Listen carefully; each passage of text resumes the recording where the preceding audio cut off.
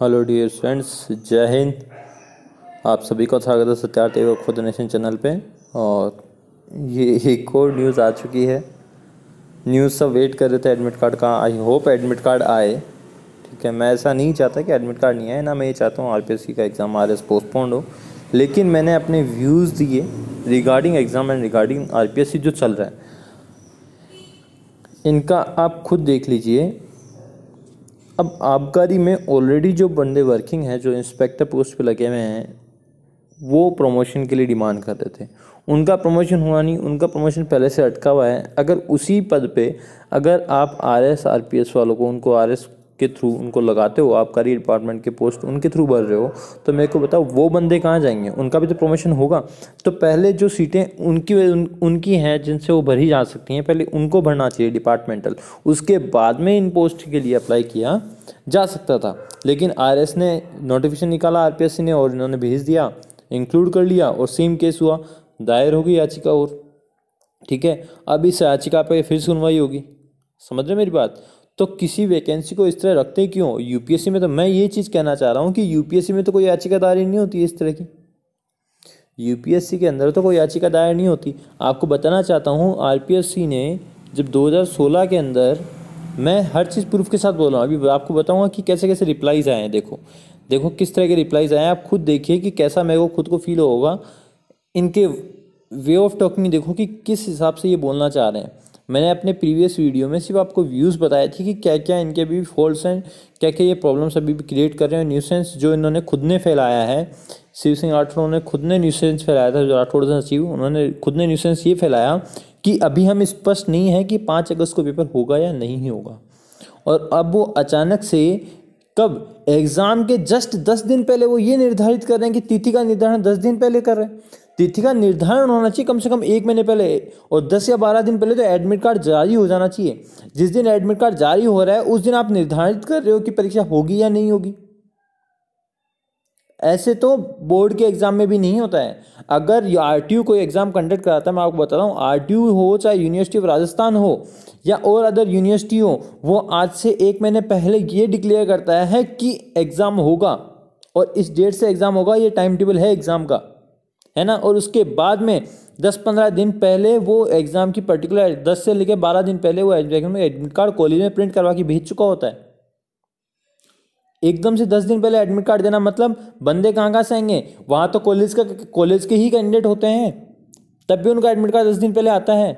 हर exam का एक particular way होता है कि कैसे वो कंडक्ट होता है, इसका मैनेजमेंट होता है। अगर किसी ने पढ़ा होगा मैनेजमेंट सब्जेक्ट के अंदर, पूरा मैनेजिंग का पूरा दिया हुआ होता है, ठीक है, पब्लिक एडमिनिस्ट्रेशन वाले पोर्शन में। अगर कोई इतना ही अभी जो ये बोल रहे हैं कि इन्होंने ऐसे ऐसे रिप्लाईज दिए हैं, देखिए तू चेयरमैन के लिए क्या बोल रहा है, वो वगैरह सब कुछ इन्होंने कहा। I don't care about them, they are just nuisance जो क्रिएट कर रहे हैं, मेरे को उससे कोई फर्क नहीं पड़ता।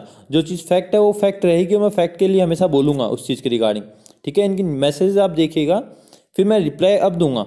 ये देखो, these are the words they use, है ना। तो ऐसे वर्ड्स यूज़ करें कि इनके लिए जो कुछ वर्क करना चाह रहे हैं। अब मेरे को आप ये बताइए, ये सब ऐसे वर्ड्स यूज़ करें, मेरे को कोई फ़र्क नहीं पड़ता इस चीज़ के लिए। आप खुद अवेयर नहीं रहेंगे, मैं क्या करूँगा? कोई दिक्कत ही नहीं है मेरे को इस चीज़ के रिगार्डिंग। अब मेरे को ये बताओ, मैं आपको छोटी सी कुछ चीज़ें बताना चाह रहा हूँ।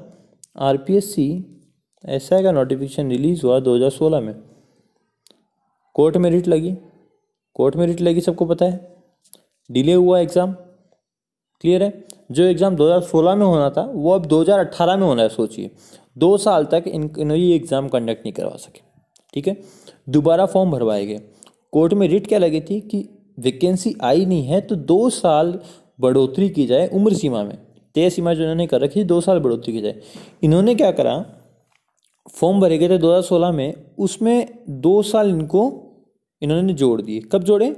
उस समय, समझ रहे हो, उस समय उनको जोड़ने के लिए आके 2 साल जोड़े जाए।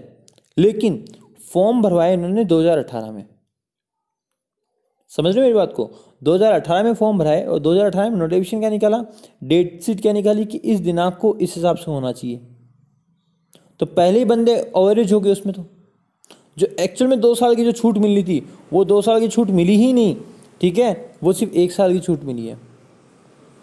जब इनको यही नहीं पता कि कोर्ट का डिसीजन क्या है, कोर्ट ने क्या डिसीजन दिया है, उसको कैसे रेगुलेट करना है। 1 साल दिए, अगर कोई भी अभी भी इस राजस्थान पुलिस की एसआई पे अगर रिट लगा देना इसके रिगार्डिंग, तो मैं बता रहा हूँ वापस ये भर्ती फिर अटकने वाली है। फॉर्म भर गए फिर अटकेगी, क्योंकि कई बंदे अभी भी नहीं भरवाए फॉर्म। ठीक है, एक ही एग्ज़ाम हुआ। अब देखिए आरपीएससी ने एसीएफ का नोटिफिकेशन जारी किया, उसमें इन्होंने ये कहा कि syllabus will be according to IFS. Syllabus होगा आईएफएस के अकॉर्डिंग। मैं अगर बात करूं सिलेबस आईएफएस के अकॉर्डिंग, तो मैं बताता हूं जो आरपीएस ने जो सब्जेक्ट डाल रखे हैं उनमें से 4 to 5 सब्जेक्ट्स तो आईएफएस के पेपर्स में ही नहीं है, पूरा क्लियर मेंशन्ड पेपर में है ही नहीं, कहाँ से कंडक्ट होगा। बच्चे सिलेबस कहाँ से लेंगे अगर आपने सिलेबस अपलोड नहीं करा। आप सिर्फ ये करें syllabus will be equivalent to IFS, बस आपने यही कह दिया यूपीएससी आईएफएस का इक्विवेलेंट होगा। इसका मतलब ये थोड़ी कि उसके इक्विवेलेंट होगा तो ठीक है हम उसके अकॉर्डिंग प्रिपरेशन कर लें। पेपर में जब सब्जेक्ट ही नहीं है आईएफएस में, जो आपने यहाँ दे रखा है वो वहाँ सब्जेक्ट ही नहीं है, जियोलॉजी नहीं है, कई सब्जेक्ट्स है नहीं है वहाँ। जैसे मान लो जियोलॉजी वहाँ नहीं है, बच्चा उस पेपर की प्रिपरेशन कैसे करेगा। बच्चा उस प्रिपरेशन पेपर जब करेगा जब आपके पास पर्टिकुलर होगा कोई कंटेंट अगर आपने प्रोवाइड करवाया है। अगर आपने सिलेबस प्रोवाइड ही नहीं कराया, बच्चा उसकी प्रिपरेशन का, आपने सिर्फ ये कह दिया कि syllabus will be according to IFS. अब आईएफएस का सिलेबस देखते हैं, उसमें वो सिलेबस ही नहीं है, सब्जेक्ट्स ही नहीं है जो आपने एसीएफ में मेंशन करे हैं। जो हमने एसीएफ में से अगर कोई कैंडिडेट सिलेक्ट कर रहा है वो सब्जेक्ट ही नहीं है, ये क्लियर नहीं हो रहा इनका।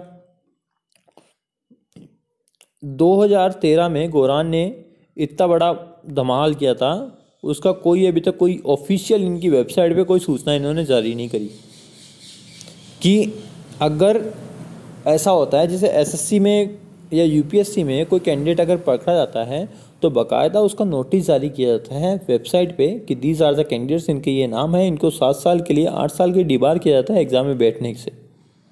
आरपीएससी ऐसा कभी रिलीज नहीं करा, क्यों? क्योंकि वो गोरान के बच्चे थे, नाम कुछ डाला नहीं। एक तो गोरान की खुद की बेटी थी, बाकी 10-15 उसकी फ्रेंड्स थी, तो ये सब हुआ, बस हो गया क्लियर। तो भाई आपके पहले आपके फर्जीवाड़े तो बंद करो, बाद में हमें लगाओ। हमें उन फर्जीवाड़ों में इन्वॉल्व क्यों कर रहे हो सबको। और हाँ, जो अभी जो पीछे बोल रहे हैं सब फर्जीवाड़े करने वाले हैं, तभी वही बोल रहे हैं हर चीज़ के रिगार्डिंग। मैं बोलता हूँ उसके लिए जो चीज़ सही है, ठीक है। अगर आप नहीं सपोर्ट करना तो आई डोंट केयर अबाउट दैम। अपना वर्क अपने अकॉर्डिंग होना चाहिए, सीधी सी बात है। अगर आप सही वर्क करोगे बढ़ाई होगी, नहीं करोगे तो बढ़ाई नहीं होगी। और सीधी सी बात है, अगर आप अच्छा वर्क कर रहे हो तो बोलने वाले भी मिलेंगे।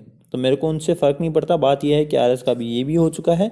अब देखते हैं 5-6 बजे 5 से लेकर 7 बजे का 8 बजे तक का वेट कर लो, एडमिट कराता है देन वेल गुड, है ना। All the best for your exams, अच्छे से एग्जाम दीजिए। पर मैं आगे जाके अटकने का तो मेरे को तो पूरे चांस लग रहे हैं कि आगे जाके वो दोबारा अटकेगी, कोई ना कोई बात तो आएगी। भाई 2016 वालों को ज्वाइनिंग तो दे दो, 2016 वालों को ज्वाइनिंग तो दो, उनके दोबारा मेंस के लाले पड़ रहे हैं। कई बोल रहे हैं कि आप हो कौन वगैरह।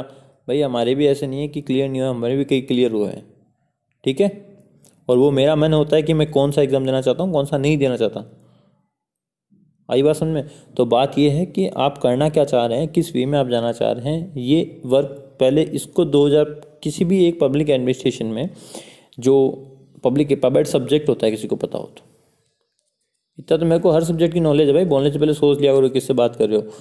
पब्लिक सब्जेक्ट होता है जिसमें हर चीज़ प्रोसीजर मेंशन होता है कि किसी सेम प्रोसेस को दोबारा स्टार्ट करने के लिए उसकी पहले वाली जो प्रोसेस थी उसको वाइंड अप और एंड अप करना पड़ता है। अगर वो प्रोजेक्ट पूरा पूर्ण हुआ है पूर्ण रूप से, उसके बाद में उसका दूसरा प्रोजेक्ट स्टार्ट होता है, रनिंग में लाया जाता है। 2016 वालों को ज्वाइनिंग नहीं मिली ना, उनको खाता बंद हुआ सब।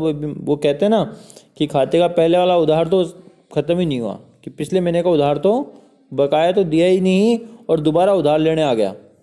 समझ रहे हो? वही केस अभी किसका है, वही केस हो रहा है आरपीएससी का।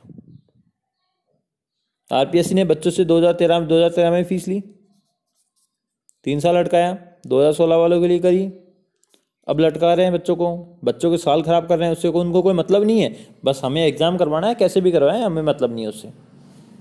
क्लियर है? राजस्थान में ये हाल हो रखे हैं। राजस्थान पुलिस एसआई का पेपर बताऊं, पहले आउट 15 जुलाई का मॉर्निंग वाला शिफ्ट दे रहे हैं, ठीक है। मॉर्निंग वाला इवनिंग वाला शिफ्ट एक्सचेंज कर दिया। बच्चे ये बोल रहे हैं कि भाई शिफ्ट में पेपर एक्सचेंज हुआ है, बाकी भाई सबूत बच्चे को बस कहाँ, बच्चे सबूत लाएंगे कहाँ से, जबकि पेपर बाहर आ चुका है, बच्चों ने दिखा दिया, न्यूज़ चैनल पे पेपर भी दे दिया है कि देखो ये हमारे पास पेपर मॉर्निंग शिफ्ट का है, मॉर्निंग शिफ्ट में अपीयर हुए हैं, ये हमारा पेपर है, ये हमारी की है, ठीक है। 15 का पेपर रिलीज़ हुआ, 15 को मॉर्निंग शिफ्ट में इवनिंग शिफ्ट में आप रिप्लेस करें पेपर को, आपको यही नहीं पता मॉर्निंग शिफ्ट में पेपर कौन सा देना है, जबकि राजस्थान पुलिस कब से हो रहा है, राजस्थान पुलिस का कब से चल रहा है प्रोसेस, कब से डिक्लेयर हो चुका है, सब कुछ फाइनल हो चुका है, तब भी ये गड़बड़ी हो रही है। ये तो चलो ठीक है, कांस्टेबल की बात है, ठीक है, कांस्टेबल की बात है, थर्ड ग्रेड फोर्थ ग्रेड में कोई इशू नहीं है, ठीक है, चल जाएगा, काम चला देंगे, है ना। आप ये बताओ फर्स्ट ग्रेड में ये चीज़ कर रहे हो, 5400 ग्रेड में आप मेरे को ये बताओ ये कितना एडमिनिस्ट्रेशन पावर रखते हैं। अगर ये गड़बड़ अगर इसमें होगी, अगर एक भी बंदा गलत सिलेक्ट हो गया ना, then what you will do, कितनों का इफेक्ट करेगा वो एक बंदा पूरा रिलेट होता है ना, एडिशनल होता है वो कलेक्टर के जस्ट नीचे सपोर्टिव के तौर पे, तो कितनी प्रॉब्लम क्रिएट कर सकता है, कितने बंदों को, कम से कम लाखों जनता उसके ऊपर निर्भर होती है। आप ऐसे डिसीजन लेते, एक आरपीएस होता है तो बहुत थाने में बैठता है, आगे बात सुन में, ठीक है, 3-5 थानों का इंचार्ज होता है वो, 5 सीए होते हैं उसके अंडर में। जब इस अकॉर्डिंग अगर वो डील करने लगा, अगर ये केस हुआ तो आगे कैसे डील अप होगा। गवर्नमेंट पहले यही डिसाइड नहीं कर पा रही, इनको -29 पे सिलेक्ट तो करना है, इनको -29 -27, ठीक है, इस पर टीचर्स फर्स्ट ग्रेड के लेक्चरर तो सिलेक्ट करने हैं, लेकिन हम जब 10th 12th में रहते हैं तो इनको ये चाहिए कि भाई आपको पास किया जाएगा, जब आपके 32-33% होंगे तब आपको पास किया जाएगा, लेकिन आप फेल हो जाओगे अगर आपने इतने मार्क्स नहीं लाए तो। ये आपका एजुकेशन लेवल तो आप इंप्रूव नहीं कर पा रहे, बट आप उस चीज़ में फेलियर पहले से साबित कर रहे हो। हाँ भाई, क्यों, सीधी सी बात है, हम IAS हैं, RIS हैं, सीधी सी बात है, हम इतने बड़े वो चेयरमैन हैं। कभी कमेंट देखा ना आपने, ये देखिए कमेंट है ये, और जो चेयरमैन के लिए क्या बोल रहे हैं, भाई चेयरमैन बना होगा, RS बना होगा तो जो होगा तो होगा, इसका मतलब ये थोड़ी कि जो मनाए वो करे, उस अकॉर्डिंग करे। काम आया, फंक्शनिंग के हिसाब से काम होता है, इतना हर कोई समझता है, ठीक है। एक RPSC के रैंक के ऑफिसर के खिलाफ क्या ऐसा बोल सकते हैं, भाई हम तो बोल सकते हैं, क्लियर सीधा सा फंडा है, हम बोल सकते हैं। क्यों बोल सकते हैं, क्योंकि फैक्ट रहेगा, वो बदलेगा नहीं है, तो उसको चेंज करो, उसको रेक्टिफाई करो। RPSC के चेयरमैन का जो गोरान वाला केस था, उसकी पूरी सूचनाएं डालो, ठीक है, उसकी पूरी सूचनाएं डाली जाए साइट के ऊपर।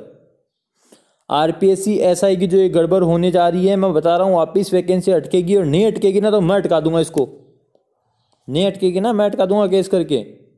इन्होंने जो 1 साल वाले लफड़ा हो रहा है ना, इसको लेके मैं अटका दूंगा कि कोर्ट की अवहेलना करी है। इतने बड़े RS IAS वहाँ बैठ रहे हैं, उनको ये नहीं पता कि RPSC ने इस हिसाब से, कोर्ट ने डिसीजन दिया है, इस हिसाब से हमको रेक्टिफाई करना है, इसमें चेंजेस करने हैं। उनको इतना सा नोटिफिकेशन में चेंज करना नहीं आ सका। अरे 10th क्लास का बच्चा समझ जाएगी ये एज कैसे कम करनी है, कैसे ज़्यादा करनी है, जो डिसीजन आया उसके अकॉर्डिंग। वो ये पढ़ गई, इतना सा चेंज नहीं कर पा रहे, सिलेबस वो बता नहीं पा रहे किसी चीज़ का। नहीं, मेंशन तो करो किसी चीज़ को, ठीक है। बाकी थोड़ा बोलने से पहले सोचा करो किसको क्या बोलना है अपन। और all the best for exams. I hope admit card आया आप सभी का, अच्छे से एग्ज़ाम दो। जय हिंद, जय भारत, वंदे मातरम।